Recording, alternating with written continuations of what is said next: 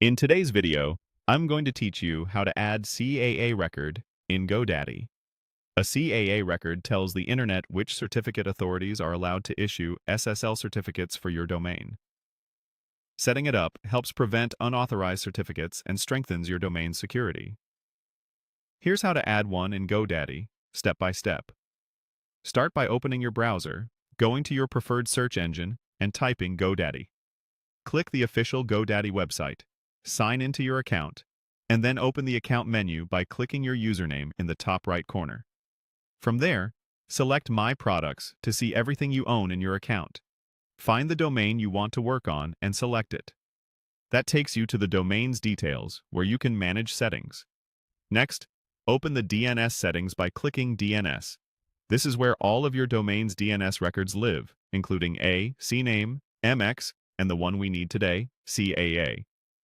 In the DNS Manager, start adding a new record and set the type to CAA.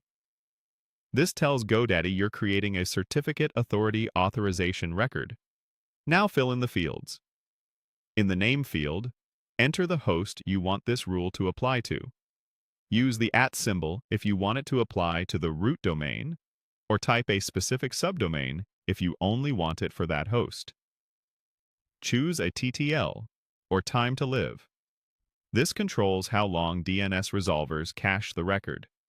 The default is usually fine, but if you're testing, a shorter TTL can make changes take effect sooner. Enter the flag. Most setups use 0, which is non-critical. If you set 128, you're marking the record as critical, meaning certificate authorities should treat unsupported tags as a hard stop. Use 128 only if you know you need it. Next, type the tag.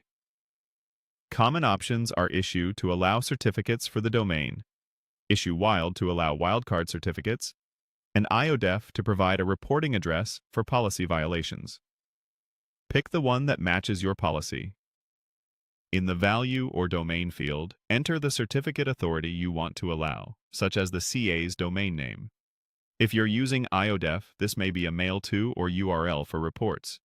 You may see a CAA RDATA preview or field that shows the full record line. Confirm it accurately reflects your choices: flag, tag, and value in the correct format. When everything looks good, click Save. Your new CAA record is now in place.